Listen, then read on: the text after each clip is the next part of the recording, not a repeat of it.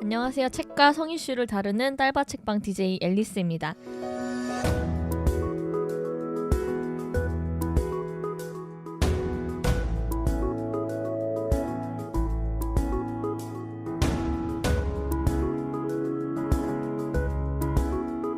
오늘도 지난주에 이어서 게스트분들과 책 혼자 읽고 싶은 남자 이야기를 해보도록 하겠습니다.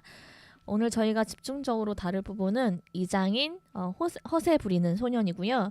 이 장에서는 게임과 드라마가 여자와 남자의 실패 내성의 차이를 설명하는 중요한 키워드로 등장을 하고 있습니다. 그래서 먼저 이제 본격적으로 얘기하기 전에 각자 좋아하는 게임 또 드라마에 대한 이야기를 하면서 이 챕터로 들어가 보도록 하겠습니다. 두 분 혹시 좋아하시는 게임, 혹시 드라마, 혹시 이런 것들이 있으실지 그거부터 얘기를 좀 해주시면 좋을 것 같아요. 제가 주로 게임과 드라마를 좋아하고 어렸을 때 스타크래프트도 했었어요. 네, 나왔음들이랑 같이. 전사였군요. 네, 약간 그런 거. 디아블로. 전쟁터 나가시고. 디아블로. 근데 이게 꼭 이 책에서는 남자들의 특성이 게임이고 여자들의 특성이 드라마라고 이야기를 하는데 그게 결국에는 이제 성취와 관계에 대한 이야기를 하는데 그게 꼭 남자와 여자의 개만 있는 게 아니라 그 개인의 차이도 두 가지 다 나에게 있을 수 있구나. 라는 생각도 좀 하게 된 것 같아요. 저 어릴 땐 게임을 많이 했고 제가 중독이 잘 되거든요. 그래서 한때 뭐 카카오에서 뭐냐 이게 애니팡 2를 했었던 것 같아요. 하나를 제가 하면 누가 리스트에 제 위에 있으면 안 돼요. 그래서 무조건 1등을 찍어야 돼서 제가 그래서 게임을 잘 손을 안 대요. 그래서 뒤에 아무도 따라오지 못할 만큼 거리가 벌어지고 나면 그러면 이제 그만두더라고요. 네. 1등을 찍는 거예요. 네, 1등을. 그래야 끝을 내요. 그래서 중독이 너무 잘 돼서 그래서 시작하지 않아요. 요즘에 시작하진 않고 요즘에는 제가 뭐를 하냐면 스타를 봐요. 요즘에 다시 스타 원 뭐 아프리카 게임도 그렇고 여러 가지에서 방송을 많이 해주시거든요. 그래서 게임 하는 대신 게임 그거 많이 보는 것 같아요. 그럼 보는 걸로만은 중독이 안 되는 건가요? 1등까지 안 찍어도 되는 거예요? 보는 그죠. 잠깐은 쉴 때 그냥. 쉴 때 맞아요. 잠깐 쉴 때 하는 거고 막 제가 게임을 많이 하거나 그렇진 않은 것 같고 오히려 게임을 하는 것도 자기 성취와 숨은 욕구가 있어서 그런 거잖아요. 지금 합리화하시는 거예요? 아니. 얘기하고 있는데 왜 막으세요? 얘기할게요. 숨을 욕구를 드러내는 건데 오히려 저는 그게 다시 제가 하고 있는 일로 가는 것 같아요. 그래서 게임을 하기보다 제가 하고 있는 일이나 해야 될 거에 더 집중을 해서 하는 게 같아요. 그래서 뭐 꼭 좋다 안 좋다라기보다 저는 그런 쪽으로 이걸 좀 표출하는 것 같아요. 혹시 1등했던 게임 얘기해 주실 수 있어요? 이름? 뭐 애니팡 2도 그렇고 뭐 엄청 많이 하는 거 아니에요? 캔디 크러쉬 사과였나? 아니 뭐였나? 할 수 있는 거예요? 그 자기 리스트 중에서 그런 거죠. 자기 친구 목록 중에서. 네, 친구 목록 중에서. 중에서. 전 세계는 불가능하다. 그리고 어떤 걸 하는데 더 아직 그게 개발이 안 됐다든지. 그래서 512단계가 내가 갔는데 더 오픈이 안 됐다든지 그러면 그냥 끝내는 거죠. 혹시 그거 막 찍어놓고 이러세요? 저장? 예전에 했었던 것 같아요. 예전에 찍어놓고 그래서 나는 그만둔다 해서 그만둔 게 게임 몇 개 있는 그 것 정도면 같아요. 게임 회사에서 연락 올 거야. 개발자를 당신을 모시겠습니다. 이러고. 드라마는 최근에 뭐 보셨어요?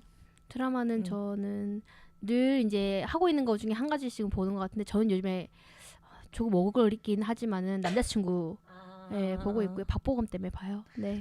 네, 스토리 때문에 보는 건 아니고요. 박보검이 운다고 많이 마음 아파하더라고요. 네, 마음이 아프더라고요. 마음 아파요. 그래도 괜찮지. 저는 최근에 아람브라의 공장을 봤었는데 처음에 너무 두 배우 너무 좋아서 막 보는데 막 마지막 회 되게 아쉬워하는 분들이 많으실 거예요.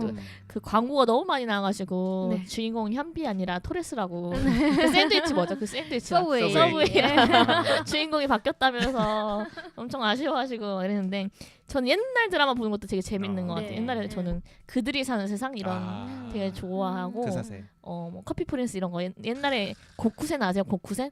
옛날 저희 고등학교 때 봤던 그 일본 재팬 애니메이션 그런 거 막 찾아보고 그런 것도 되게 재밌고 그래서 저는 이제 여기서 첫 번째 챕터에서 게임이랑 이제 드라마 얘기를 하는데 게임 제가 주변에 그렇게 많이 오랜 시간 하시는 분은 없어서 사실 그게 그렇게 크게 와닿지 않는 부분이긴 해요. 근데 결혼해서 그 제 친구의 언니가 남편분이 게임을 하시는 거예요. 퇴근하면. 근데 엄청 많이 하시는 건 아니고 1시간만 해서 2시간 정도 하시는데 그게 언니 입장에서 너무 힘든 거예요. 왜냐하면 퇴근하고 있을 수 있는 시간 저녁 시간밖에 없는데 그 시간에 게임을 하는 게 너무너무 힘들다. 근데 또 남편분 입장에서는 하루의 스트레스를 날려버릴 수 있는 유일한 맞아요. 자기한테는 하루에 1시간 반뿐인 거잖아요. 그래서 그걸로 계속 조율하시고 다투시고 갈등하시고 이런 걸 보면서 같이 생활을 하고 시간을 많이 보낼 수 없는 상황에서 게임은 되게 큰 이슈겠다라는 생각이 들고 여기서 그 게임하는 남편의 뒷모습을 보면서 그걸 관계의 실패로 해석하지 말라라는 얘기가 나오잖아요. 근데 그렇게 안 될 것 같은 거예요. 내 입장이 돼서 내가 너무 피곤하고 남편하고 뭔가 대화라도 한마디 하고 싶은데 남편은 게임 모니터 화면을 쳐다보고 있으면 나보다 게임이 더 중요하구나. 약간 이런 소외감 같은 게 들 것 같아서 그럴 것 같고 또 게임을 저렇게 많이 할 건가 그런 생각이 들잖아요. 게임은 여태까지 안 좋은 거고 저렇게 많이 하는 건 약간 바보 상자 같은 저거 하나 바보 된다. 약간 이런 느낌이 있었는데 그게 아니라 우리가 성취에 대한 걸 시뮬레이션 해볼 수 있는 안전하게 해볼 수 있는 것이고 여자한테는 그게 드라마인 거고 되게 관계와 어떤 일적인 성취를 실현해 볼 수 있는 안전하게 실현해 볼 수 있는 공간이라는 점에서 되게 게임을 내가 꼰대처럼 보고 있었구나. 되게 새롭게 볼 수 있는 부분이었고 그 상담하신 거 내용에서 우리 남편 다 괜찮은데 게임을 해요 이 얘기 나오는데 맨 마지막에 게임을 해서 괜찮은 남자일 것이다 이 말을 하면서 100% 공감하고 진짜 이거는 상대방 입장에서 진짜 생각해 봐야 되는구나. 막 남자는 단순해 남자는 게임을 좋아해 이렇게만 보면 안 되겠구나. 반대로 제가 드라마 엄청 좋아하거든요. TV 엄청 사랑하는데 그거는 저한테 엄청 큰 오락이고 되게 많이 저한테 아이디어나 소스를 주는 건데 다른 분 봤을 때는 아무것도 안 하고 그냥 TV 소파에 앉아가지고 되게 얼마나 한심하게 보일까. 근데 막 내가 어떻게 그랬고 막 마음이 아프고 막 이런 얘기 하면 되게 한심하게 본다면 기분이 어떨까. 그래서 똑같은 기분이겠다. 게임이나 드라마를 되게 새롭게 본 부분이어서 되게 좋았던 것 같아요. 그게 게임으로 표출된 남자가 있고 또 반대로 운동 뭐 이런 걸로 표출된 남자가 있는 것 같아요. 둘 중에 하나고. 둘 중에 하나인 것 같아요. 또 이 부분에서 하고 싶으신 얘기가 있나? 주변에 혹시 게임하는 남자라든지 근데 결혼한 커플들 중에는 아까 얘기 드셨던 것처럼 그런 게 굉장히 많은 것 같아요. 게임하는 남편 때문에 엄청 많이 싸우는 것 같은데. 그래서 저는 앨리스쌤 얘기한 것처럼 공감 굉장히 많이 하는데 저도 제가 드라마를 보거나 제가 게임을 할 때 좀 제 스스로 이러면 안 되는 거 아니야? 이건 나쁜 거야. 이러면 안 되는 거 아니야? 라는 시각이 굉장히 있었고 그리고 실제로 그런 것들 볼 때 남자들은 집에 오면은 이렇게 잘 해야지. 잘 대화하고 소통하고 이래야지. 그런 개인 시간을 가지면 어떡하나. 좀 이런 생각이 있었는데 이 책 읽으면서 저도 그런 부분에서 굉장히 우리가 드라마를 보기 때문에 괜찮고 이게 무조건 이게 합리화하는 건 아니지만 드라마 앞으로 갑시다 우리 여러분. 네. TV 앞으로 가요. 그게 어느 정도 우리 안에 있는 그 욕구들을 해소해주는 어떤 건강한 도구로서 적당히 조절되어질 수 있다면 그걸 긍정적으로 바라볼 수도 있구나. 그러니까 근본적인 이제 시각 자체가 그럴 수 있는 이유에 대해서 이해하고 인정해 주는 게 너무 중요하구나라는 생각이 드는 것 같아요. 그냥 드라마나 게임이 돈이 되는 이유가 있구나. 사람들이 계속 하는 이유가 맞아요. 할 수밖에 없구나. 내가 그냥 보는 게 아니었구나. 이게 이유가 있었구나. 대리 만족을 느끼면서 그죠. 또 남자들은 드라마 보는 여자를 이해 못할 수도 있잖아요. 그러니까 그러니까 서로가 이해 안 되는 그런 부분인데 서로는 그걸 가지고 서로 이렇게 힐링을 하고 있고 회복을 하고 있는 거 모습을 보니까 이해되는 것보다 서로가 힐링되는 거를 이해해주고 그렇게 하도록 놓아주는 거 하도록 두는 거. 보여야 되나? 그래 너 그렇게 해라 이렇게 두는 거. 오늘 또 보고미를 보도록. 마지막 회인가요? 네. 아유. 해피엔딩이긴. 네. 그다음 두 번째 남자의 인정 욕구와 거짓말. 여기서 아마 리플리 증후군이 나왔나요? 그랬던 것 같아요. 네. 인정 욕구와 거짓말. 여기서 나왔던 게 과장법과 축소법이거든요. 그래서 남자는 보통 과장법을 쓰고 여자는 축소법을 쓰는데 이게 뭐 어느 하나가 나쁜 게 아니라 각자 이 시간 속에서 이게 더 나은 전략이라고 생각했기 때문에 이걸 쓴다는 얘기가 나오거든요. 네. 그래서 남자는 몸을 크게 하고 여자는 이제 눈에 안 띄게 하는 방식으로. 그래서 여기서 보면은 이제 여자친구들하고 어울리기 위해서 자기를 숨겨야 한다라는 얘기가 나오는 걸 보면서 중고등학교 때, 중학교 때 특히 더 그런 거 튀는 여자 아이가 되면 네. 좀 약간 여자친구들의 은근한 따돌림이 겪는다거나 예를 들면 아주 되게 예쁘거나 아주 키가 큰 뭐 이런 친구들은 그런 시샘의 대상이 되는 것 같고 뭐 저 같아도 특히 뭐 남자애들이랑 잘 어울리는 여자친구들 이런 식으로 뭔가 튀면 뭐랄까 약간 긴장감이 생기는 묘한 그 네. 눈에 안 보이는 그렇죠. 긴장감이 생기는 네. 그런 것들 때문에 자기가 잘하는 것도 좀 줄이고 이렇게 축소된다는 얘기가 나와서 그게 되게 공감이 됐고 남자의 허세가 이유가 있구나. 다 저러는데 이유가 있구나. 그래서 막 저 허세 부린다 막 이렇게 생각만 할 건 아니구나라는 생각이 들었고 허세만 그 너무 심하게 과장하는 것도 문제, 너무 심하게 축소하는 것도 문제다. 네. 이렇게 말이 해서 되게 공감이 됐고 둘 다 부자연스러운 건 마찬가지다라는 생각을 해서 저는 좀 의식적으로 너무 위축되거나 네. 아니면 내가 할 수 있는 걸 더 적게 얘기하거나 여자분들은 진짜 확실히 그게 있거든요. 네. 나 100만큼 할 수도 있어도 80밖에 못 한다는 자신감이 있어요. 그래서 그렇게 살면 안 되겠다. 더 내가 할 수 있는 만큼은 객관적으로 봐야겠다라는 네. 생각이 들고 맞아. 사실 창성님이 엄청 자신감 뿜뿜이셔요. 네. 그래서 내가 보면서 되게 신기하다. 저 자신감의 근원은 어딜까? 그래서 되게 그러니까 없는. 저 자신감이 있기 때문에 추진력이 생긴다는 생각을 많이 해서 되게 네. 좋은 장점이라고 네. 생각도 했고 근데 어떻게 되게 꼬아보면 나는 없는데 저런 자신감이 있고 되게 근거 없는 자신감이라고 비난하는 손가락을 들 수도 있잖아요. 네. 그래서 본인의 자신감에 대해서 어떻게 생각하시는지 그런 얘기 이 축소법이나 과장법 그 얘기를 좀 듣고 싶어요. 네, 일단 축소법, 과장법 이거 자체도 이게 남자들이 많이 이렇구나라는 사실을 또 책에서 발견하게 되었어요. 내가 많이 쓰는 방법이 여기에 나와 있구나라는 걸 알게 되었고 아까 얘기한 것처럼 저는 저희 집에 형이 둘이 해서 3남에서 자랐고 남중남고를 나왔거든요. 그래서 거의 남자들이랑 거의 인생의 반 이상을 살았었던 것 같아요. 근데 이런 과장법을 사용을 하는 것도 그냥 아무 무턱대고 막 사용하지는 않는 것 같아요.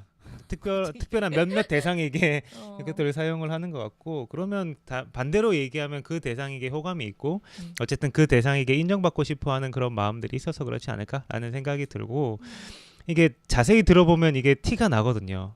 그래서 요즘 제 와이프도 처음에는 제가 이런저런 얘기하면 다 너무 놀라하고 새로워하고 어떻게 그걸 하지 했다가 요즘에는 스스로 제 얘기를 축소해서 이해를 해요. 그러니까 조금 맞다라는 거예요. 한번 걸러서 이야기하니까 맞다라는 거예요. 볼수 있는 눈이 100을 얘기하면 저 20은 허세구나. 더 내도 되는구나. 한 50을 빼더라고요 저한테는. 100을 얘기하면 50 요즘에 빼던데. 아주 너무 냉철한 거 아니에요? 그러니까 남자들은 모르겠어요. 객관적인 사실을 이야기하기보다 그때 자신감 자기에게 있는 모습을 느꼈었던 보여줘. 자기가 느꼈었고 얼마나 그 상황이 힘들었고 얼마나 나는 그 상황을 뚫고 잘 해결했는지 이런 걸 조금 더 영웅적으로 좀 바꿔서 이야기하는 성향이 저는 있는 것 같아요. 그래서 그걸 뭐 거짓말을 한다, 과장을 한다 이렇게 하기보다 조금 전달도 잘 되는 것 같고 아예 틀린 말은 아니고 완전 틀린 말은 아니고. 이 근데, 사람에 대한 애정이 있으면 그게 자신감 있게 보이고 싶구나 이렇게 네, 보일 텐데 내가 싫으면 맞아요. 허세죠. 맞아요. 거짓말하고 가진 것도 없으면서 저렇게 나는 능력이 이만큼 있는데 이렇게 낮춰서 말하는데 맞아요. 그게 되게 고가워 보이는 것 같아. 그럴 수 있을 것 같아. 네. 반대로 그 유리님이 되게 너무 축소해서 말하는 것 같다. 자신감이 없어 보인다. 혹시 그런 걸 느끼신 적이 있는지 궁금해. 네, 오늘도 말을 너무 잘하는데 어젯밤에 그러니까 잠을 못 자셨대요. 잤어요. 그래가지고 오늘 어떻게 이해가 하면 안 좋지 되네. 하면서 했는데 갑자기 우리 기념일 얘기하니까 이제 어. 마이크를 쥐고 안 놓으시더라고요. 팔을 내셨어. 팔을. 그러니까 인트로가 되게 긴 스타일이었던 걸 시도할 때 그래서 하면 아마 저보다 더 잘하는 것 같아요. 그러니까 너무 자신감 없는 모습을 보이셔가지고. 네. 그래서 저도 이제 이해를 하는 거죠. 50을 이야기하면 100이구나 이렇게 저도 반대로 축소법을 과장법을 얹어서 보게 되는 게 대화를 많이 하니까 좀 깨달아지는 것 같아요. 여기서 그 축소 관계에서 축소법이나 과장법이 따로 존재하는 게 아니라 네. 과장하는 같이- 사람이 있으면 그 상대적으로 담대점이 있는 사람이 네. 축소를 하게 된다 이 네. 얘기가 나오잖아요. 네, 그래서 네, 네. 서로 보완을 해 나가야 될 것 같아. 내가 음. 축소이면 더 과장을 하면 맞아요. 반대 사람은 또 적절하게 축소가 되고 이런 게 진짜 서로 관계에서 메어지는 부분들이 있는 네. 것 같아요. 네. 그 다음 장으로 넘어가 보면 그 특별함에 사로잡힌 남자인데 나르시시즘이랑 에코에 네. 관한 이제 그리스 로마 신화가 나오는 부분이에요. 그래서 네. 그 부분에 대해서 하고 싶은 얘기가 있으시면 먼저 좀 부탁드릴게요. 저희가 리허설을 했다고 했잖아요. 음. 그때 이 부분 이야기했어요. 음. 나르시시즘과 에코. 그래서 상대적으로 저는 이렇게 나르시시즘이다. 리드를 하는 편이에요. 그러니까 나르시시즘이라기보다 자기를 사랑한다라기보다 어떤 거에서 좀 리드를 하고 제가 주도권을 쥐고 있고 사랑하시는 것 좀 같은데. 네. 빠져나가려고 했는데 안 되네요. 제가 좀 주도하고 결정을 하고 많이 알리는 스타일이에요. 그래서 저희 그 10년 동안 있었던 시기도 그렇고 결혼을 해서도 그렇고 어떤 큰 결정과 큰 그런 것들을 저는 좀 결정을 하고 와이프는 좀 따라가는 입장이었었거든요. 그래서 이 이야기가 되게 많이 공감이 됐었고 그러면서 와이프도 그때 여러 가지 힘든 이야기를 할 때가 있었어요. 왜 자기는 그냥 따라만 가야 되고 자기 의견은 없는지 이런 부분에 대해서 몇 번 이야기도 했었던 것 같아요. 그죠? 그러네요. 했었던 것 기억이 같아요. 안 나는. 기억을 근데 더듬어. 근데 그 저희 가정 안에서는 이게 완전히 문제는 아닌 것 같아요.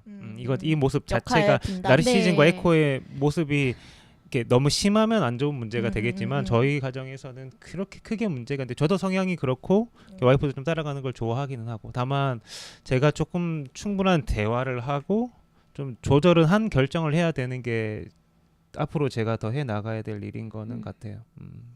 그래서 이 부분 되게 공감 많이 했어요. 와이프랑 이야기하면서.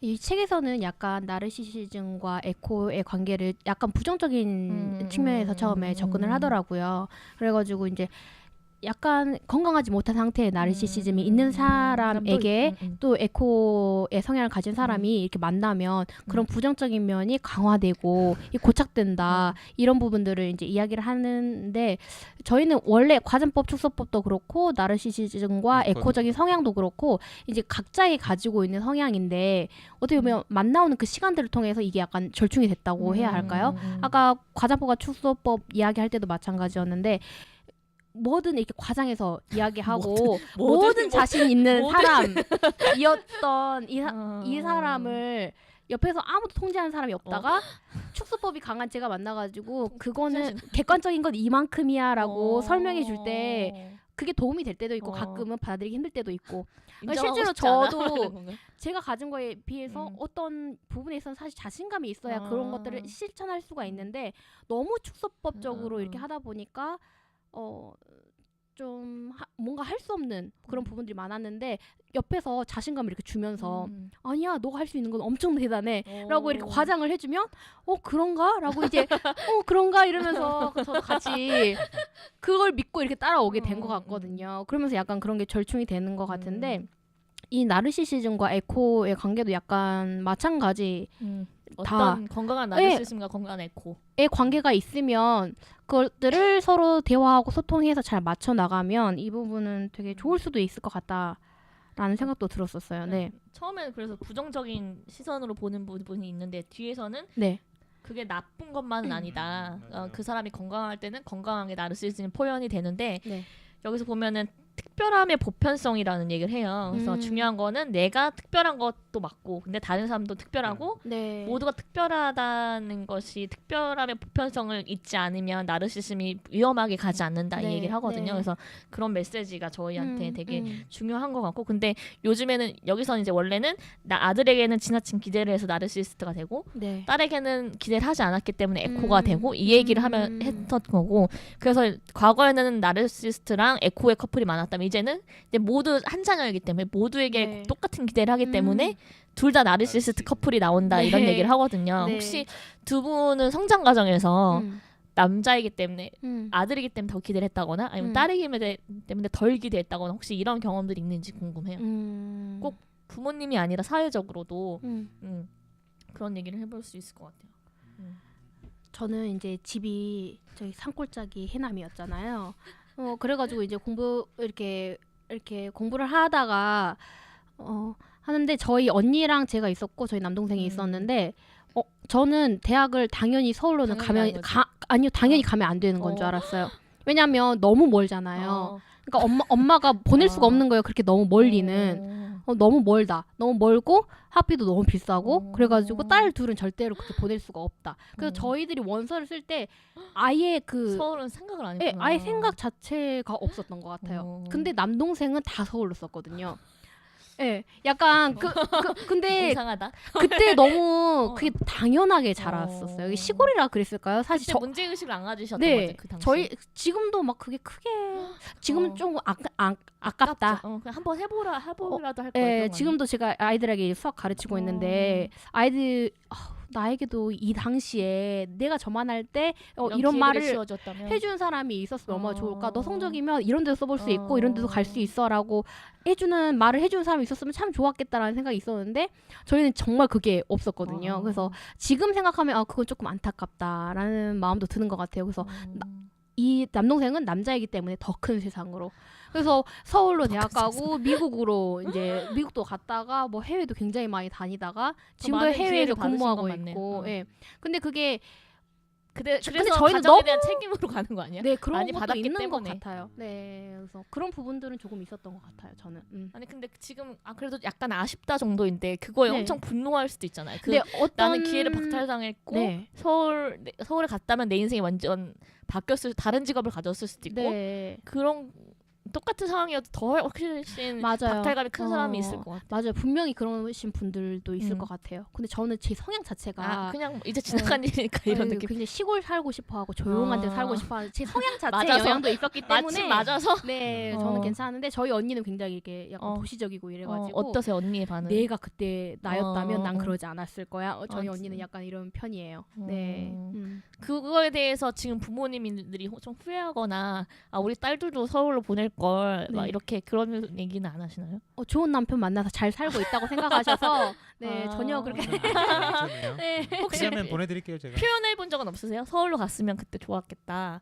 혹시 그런 마음을 알고 계시나요, 부모님께서? 왜 그런 이야기는 나도 그때 그거 알았었다면 그렇게 했을 텐데 그랬는데 그때는 저뿐만 아니라 저희 부모님의 세계도 그렇게 넓지는 않았었기 때문에 이해를 하시는. 네, 저는 너무 그냥 이해가 가는. 근데 어떤 분들에게는 그런 환경 자체가 굉장히 차별적이고 네, 오래가는 상처일 것 이 82년생 김지영이라는 그 책에도 음. 그런 부분이 나오잖아요. 그래서 그런 욕구를 가지고 있었던 사람이 그런 차별을 당했을 경우에는 굉장히 힘들었겠다라는 생각이 사실 드는 것 같아요. 만약에 서울로 너무너무 가고 싶었던 여성이라면 네. 동생이 서울로 갈 때 되게 충격받았을 것 같아.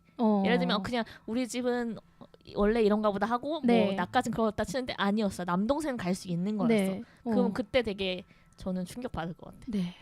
그때 이제 같이 가시. 충격까지는 아니었지만 사람마다 저게 가능한 일이구나, 할 수 있는 거구나.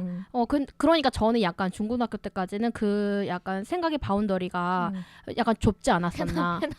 해남에 내가 갈 수 있는 가장 큰 네, 거리는 그랬던 것 같아요. 네. 근데 그게 남자이기 때문에 좀 더 가능하고 지금도 부모님은 남자이기 때문에 더 어딜 나가야 된다. 비행기를 많이 타야 된다. 네. 시골 분들이랑 약간 더 그런 게 있으신 것 어쩔 같아요. 수 없어. 이제 같이 가야 돼. 네.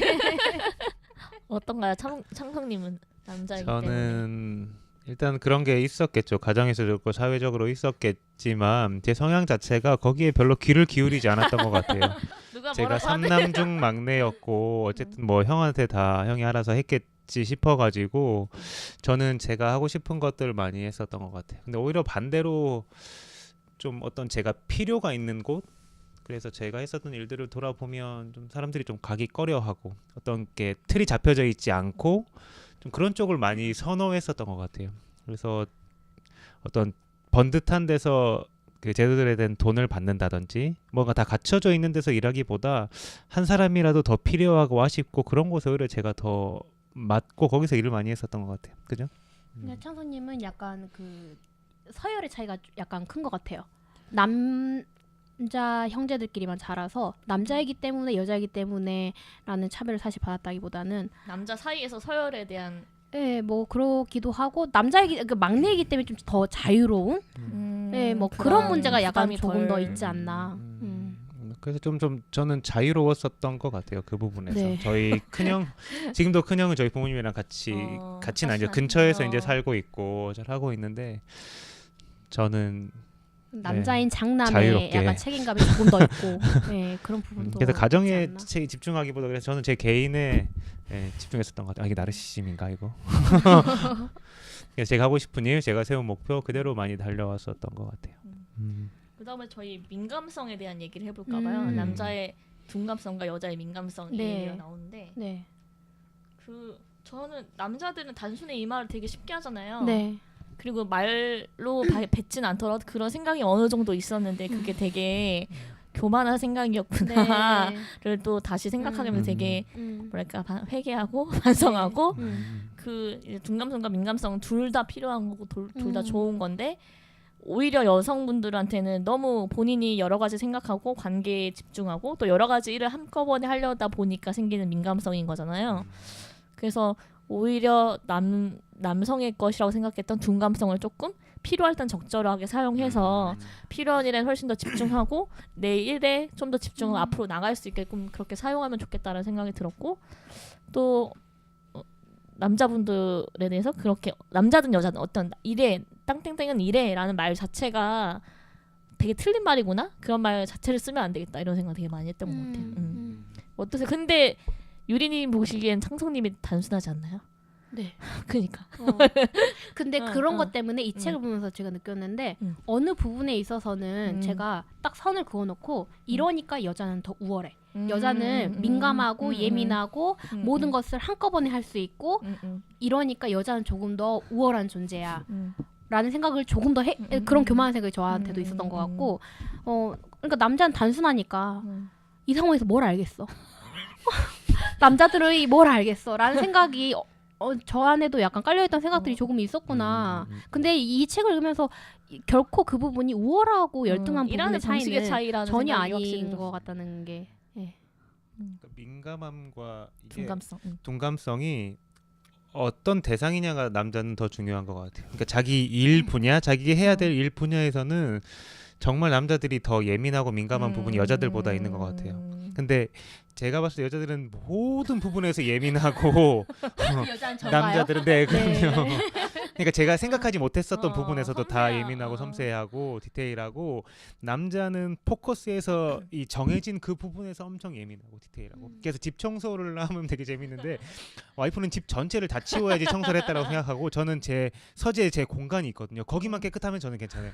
거기를 하나하나 깨끗하게 다 정리하고 치우고 해도 저는 되게 편안한 마음이 들어요. 근데 와이프는 전체를 다 보고 이렇게 해야 되니까 그래서 그 차이가 있는 것 같아요. 대신 제가 생각하는 그 영역은 이제 와이프보다 훨씬 더 제가 더 민감하고 예민하게 더 잘 관리하죠. 맞아요. 그래서 그 차이가 있는 것 같아요. 민감성.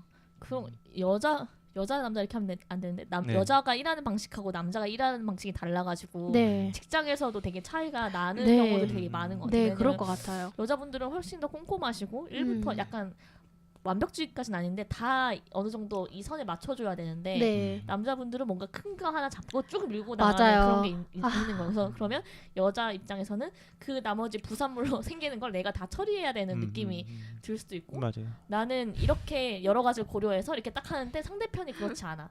그럼 내가 이거 뒤를 서포트해야 되니까 너무 짜증이 나는 그런 상황도 있는 것 같아요. 저희는 둘 다 같이 이렇게 그 애들 가르치는 일을 했었어가지고 언제 학교에서 같이 일을 한 적이 있었어요. 학원에서도 같이 일한 적이 있었고. 근데 같이 일을 하면서 절대 우리가 연애하기 전에 우리가 같이 일을 했더라면 우리 정말 절대로 만나지 않았을 거다. 일하는 상황 자체가 완전히 다르거든요. 방금 이야기하셨던 것처럼 전 전체를 이렇게 살피면서 꼼꼼하게 이렇게 살피고 가야 되는데 한 가지에 꽂히면 그것만 집중해가지고 목표를 찍고 거기서 네, 이제 그 점을 향해서 달려가는 거죠. 근데 저는 그게 굉장히 무심하다고 느껴지는 거예요. 다른 것들을 신경 써주지 않고 무심하다고 느껴지고 있지 않다고 생각하니까 네 그런 생각이 들 때가 약간 있는 것 같아요. 그래서 이 부분도 챙기고 이 부분도 챙겨야지라고 하면은 왜 이 사람 나한테 나 지금 열심히 하고 있는데 왜 뭘 하라는 거지 이런 생각이 들어서 그래서 일하는 거에는 굉장히 큰 차이가 있구나라는 생각도 드는 것 같아요. 혹시 창성님 지금 일을 하면서 여자분들하고 잘 안 맞다거나 그런 경우가 있을까요? 안 맞다고 하는 부분이요. 좀 다르다 확실히. 다르다. 맞추기가 좀 맞추어 가야 하는 부분이 있다. 그거는 당연히 있죠. 근데 어떤 부분이 참 이제 그렇죠? 첫 번째 제가 요즘에 최근에 드는 생각은 나 혼자 할 수 없는 일이구나라는 생각이 들었던 것 같아요. 그래서 예전에는 누가 못하면 그냥 내가 해야지, 억지로 내가 혼자라도 해야지라는 그런 마음이 있었던 것 같아요. 근데 그러면 그 일은 처리될지 모르겠지만 항상 결과는 안 좋았었던 것 같아요. 그래서 지금은 같이 기다려주고 함께 가서 천천히 같이 하는 게 더 좋구나라는 그런 생각이 들었고, 이게 제가 생각하는 것, 그 다음에 다른 분들이 생각하는 것, 남자 여자 차이가 아니라 모두가 다 다른 것 같아요. 근데 그런 부분을 더 최근에는 존중해줘야겠다라는 생각이 많이 들었어요. 그리고 여러 번 겪어야 되구나, 여러 번 해야 되구나, 해야 되는 것 같아요. 한 번에 딱 제가 원하는 것들을 다 해주지는 않는 것 같아요. 그 남자가 이렇게 허세, 그 다음에 낮은 자존감, 그 뭐 허세, 뭐 앞에서 이야기했었던 그런 함구, 그런 모든 부분들이 남자의 자존감에도 연관이 있는 것 같아요. 저도 어떻게 보면 이렇게 외형적으로 보고 이렇게 저를 깊이 알지 못하는 사람들은 제가 자신감이 있는 것 같고 엄청 외향적인 많아 것 같고 당당한 것 같고 이렇게 하고 있는데, 또 어떨 때는 정반대로 깊이 또 이 들어가 보면 수렁에까지 빠질 때가 있어요. 예, 천연안반수까지 이제 지하 빠질 때가 있는데, 그게 좀 왔다 갔다 교차하는 것 같아요. 대신 이렇게 지하로 빠질 때는, 구렁으로 들어갈 때는 혼자 있을 때 그것들을 아는 사람은 많이 없겠죠. 근데 이거를 보면서 많이 느낀 게, 그때 이게 좀 모순적일 수도 있지만 남자가 헤어지는 이유에 대해서 자존감 부분에서 뭐라고 했냐면, 자기에 대한 사랑이 없었고 상대방에 대한 믿음이 없었다, 이 두 가지를 이야기하잖아요. 근데 되게 당당하고 한 것 같지만 어떨 때는 너무 자기 자신을 오히려 사랑하지 않는 그 극단적인 모습들이 더 있었던 것 같고, 그게 남자와 여자 같이 살아가고 하는데 방해가 되지 않을까, 그런 생각들이 되게 많이 했었거든요. 그래서 서로 남자 여자들이 그런 것들을 깨기 위해서는 정말, 저 개인적으로 이 책에 읽으면서 제가 내렸던 결론은 용기가 너무나 중요하구나. 남자들이 자기가 약함에 대해서, 부족함에 대해서 용기 있게 이야기하고, 상대방은 그 남자는 믿을 때 이야기를 하거든요. 자기가 충분히 믿을 만하다고 할 때 그 믿음을 받아들여서 그 성에 차지 않더라도 그거에 대해서 진지하게 고민하고 생각해주고 같이 해 나가다 보면 자연스럽게 올라가지 않을까, 그런 것들이, 그런 생각이 많이 지금 들었어요. 말씀해주신 게 1장에 사랑에 방해하는 낮은 자존감 부분이거든요. 그래서 우리가 자신감하고 자존감을 많이 헷갈려서 생각하는 것 같아요. 뭔가 당당하고 막 눈에 띄고 튀는 사람, 저 사람은 자존감이 많나 보다라고 생각하는데, 그렇지 않고 자존감의 정의를 되게 정확하게 해준 부분이어서 되게 좋았던 것 같아요. 그래서 저도 아마 다른 사람 보기엔 되게 자존감이 높아 보일 수도 있겠다라는 생각이 드는데, 사실은 저는 되게 완벽주의 같은 게 있거든요. 이 일 할 때 내가 근데 이거를 뭐 되게 중요한 내가 하는 회사에서 하는 일 정도면 괜찮은데, 그 외에 부가적으로 나한테 주어진 프로젝트가 다 120 정도가 돼야 저한테는 100으로 평가가 되는 거예요.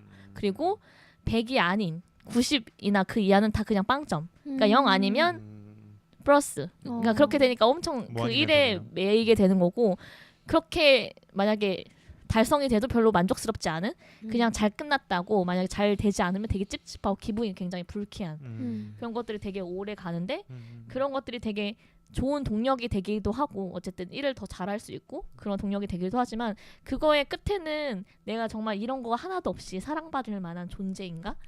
그런 것까지 가는 것 같아. 그런 맞아요. 것들이 결국에는 자존감이 정말 내가 사랑받을 만한 존재인가에 대한 이성적인 믿음과 경험이라는 얘기가 나오거든요. 네. 그 두 개가 충족돼야 충만한 자존감이 되는 건데, 그게 부족해서 사실은 내가 자존감이 부족한 게 아닐까라는 생각을 좀 많이 해봤고, 그렇게 이렇게 되게 몰아붙이지 않으려고 지금 억지로 되게 스스로를. 브레이크를 걸고 가는 상황이라고 생각하시면 될 것 같고, 근데 사실은 이게 우리가 한국 사회가 전쟁을 겪었고, 그 세대의 부모님들이 우리를 낳아서 기르시고 이런 상황인 거잖아요. 그 가운데서 부모님들이 어떻게 보면 전쟁 트라우마를 겪으신 분들이고 그분의 자녀들인데, 우리가 얼마나 많은 사람들이 자존감이 건강하게 자랄 수 있는 사람이 얼마나 될까라는 생각이 들고, 부모님 입장에서는 굉장히 사랑을 줬다고 생각하지만 나는 사랑 못 받았다고 생각할 수 있는 사람도 굉장히 많잖아요. 부모님은 최선을 다했지만, 그런 의미에서 우리가 자존감 문제는 우리가 해결을 해 나가야 될 것 같아요. 음. 성인이 된 우리가. 여기 보면 어른의 정의가 내가 사랑받지 못했어도 사랑을 줄 수 있는 사람이고 내가 관심받지 못해도 이제는 줄 수 있는 사람이라는 얘기가 나오거든요. 네. 그래서 그런 것들을 해 나가야 되는 자존감에 대한 것 부분을 해결해 나가야 될 것 같고 그러기 위해서는 서로가 또 필요한 것 같아요. 여기서 왜 우리가 대화해야 하냐는 얘기가 나오거든요. 그래서 보면 페이지 30페이지인데 우리는 왜 소통해야 할까? 왜 우리가 말을 하고 듣고 묻고 들어야 하는지 우리는 타인에게 말을 하면서 자기 자신을 이해하고 받아들이는 존재다. 타인에게 말을 하면서 자기 자신을 이해하고 받아들이는 존재다. 타인에게 말을 걸지 않으면 결국 자기 자신에게 어떻게 말을 걸어야 하는지도 잊어버리게 된다. 이 얘기를 하면서 이 책에 나를 위해서도 서로를 위해서도 우리가 같이 얘기를 계속 해나가야 된다. 결국은 소통이구나. 이런 생각을 했던 책인 것 같아요. 더 하고 싶으신 얘기가 있으신지 이 부분에 대해서 자존감. 혹시 자존감이 높다고 상성님이 생각하시는지 아니면 본인의 자존감에 대해서는 어떻게 생각하는지. 저는 결혼적으로 얘기하면 남편은 굉장히 자존감이 높아 보이고 저는 굉장히 자존감이 낮아 보였었어요. 그런데 만나고 나서 많은 사람들이 저에게 굉장히 많이 바뀌었다는 이야기를 굉장히 많이 하거든요. 그러니까 저는 항상 나는 아무것도 못해, 나는 못해라는 말을 굉장히 많이 했던 사람인데 이 사람은 뭐든 할 수 있어라는 말을 하는 사람이에요. 듣다 보니까 쟤 좀 이상한 사람 같은데. 그런데 이제 아까도 이야기했다시피 그러니까 그런 것들을 객관적으로 내가 내 스스로에게 말을 할 수가 없는 거예요. 정말 내가 잘하는 게 뭐지? 정말 나는 도대체 뭘 못한다는 거지? 이런 것들을 알 수가 없었는데 이제 서로 만나는 그 시간들 속에서 이제 서로를 객관적으로 평가를 해주는 게 왜냐면 이제 시간이 지나니까 서로 이상적으로만 바라보지는 않을 거 아니에요. 그러니까 이제 서로 할 수 없는 거에 대해서는 객관적으로 이건 우리가 불가능하다. 또 같이 이야기할 수 있고 나는 자존감이 낮아서 이것도 못할 것 같아라고 이렇게 생각하는 순간에 남편이 그래도 솔직히 객관적으로 얘기하면 이거는 할 수 있는 거야. 이건 잘해왔잖아. 이러한 통계들을 살펴보면 너는 잘 해왔고 앞으로도 잘할 수 있을 거야라는 이야기들을 해줬을 때 2010년대에 너는 이걸 해냈고 뭐 네네네 뭐 이런 데이터를 것들을 해보면 맞아 그렇구나라는 생각들을 굉장히 많이 하게 된 것 같아요. 그래서 이 앨리스쌤 아까 얘기하신 것처럼 정말 자존감의 문제는 우리 모두가 이게 남자이든지 여자이든지 가지고 있는 문제고 이게 우리가 건강하냐 건강하지 않느냐를 결정하는 또 중요한 키인 것 같기도 한데 또 그것들을 해결하는 그 목도 나 자신에게 결국에는 있구나. 그 영향이 누구에게서 왔든 그런 부분이 굉장히 와닿네요. 스스로 해야 되는 문제는 많은데 같이 해나가면 네 맞아요. 근데 그게 함께 소통하는 사람이 있다면 훨씬 그게 더 잘 이루어질 수 있는 것 같아요. 빠르고 안전하게 네. 자존감을 회복해 나갈 수 있을 것 같아요. 네. 그래서 저희 오늘 지금까지 혼자 있고 싶은 남자 책 이야기를 해봤고요. 이제 마지막 저희가 공식 질문이 있어요. 이 책을 추천해주고 싶은 사람을 좀 얘기해주시고 그 다음에 저희 팟캐스트에 참여하신 소감 또 마무리 인사 부탁을 드릴게요. 제가 먼저 할게요. 일단은 이게 뒷장에 보면 가장 그리고 아버지에 대한 이야기들이 나와서 한 결혼 생활을 하고 한 3년차 이상의 이 남성과 여성 다 추천하고 좀 특히 남자들 같은 경우는 좀 앞만 달려보고 자기의 커리어도 그렇고 그다음에 가정을 책임져야 된다는 그런 부담감 때문에 여러 가지 것 때문에 앞만 보고 달려온 그런 30대와 40대 초반에 있는 그 남자분들이 잠시 그 자리에 서서 이전에 어떤 삶을 살았는지 좀 돌아볼 수 있고 또 더 나은 가정 생활이 되기 위해서 또 어쨌든 같이 혼자 있고 싶지만 평생 같이 가야 되는 또 존재가 와이프잖아요.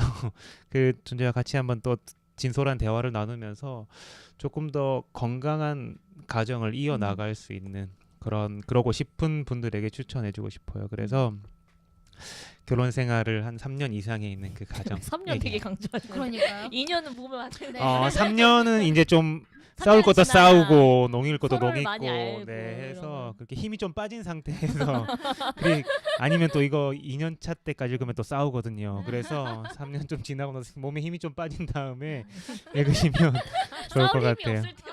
네, 그래야 돼요. 네, 저는 그렇습니다. 네, 추천해 주세요. 저는 처음에는 보면서 제목 보고 처음에 1장 보고 이랬을 때 내 남동생도 읽어보면 좋겠다. 요즘에 책도 관심 있어 하니까 한번 읽어보면 좋겠다. 너가 꼭 그렇게 우리 가정에 이미 재밌잖아. 시집간 누나들과 엄마와 본인이. 이런 거에 대해서 음. 너가 그렇게 짐을 지지 않아도 된다라는 그런 의미에서 남동생에게 선물. 처음에는 이제 추천하고 싶었는데 지금도 그렇고요. 근데 끝으로 갈수록 그리고 이렇게 이야기 나누고 나니까 여자분들에게 정말 추천드리고 싶은 것 같아요. 왜냐면 저처럼 제가 처음 생각한 것처럼 남자들은 단순해. 남자들은 심리학 자체가 존재하지 않아.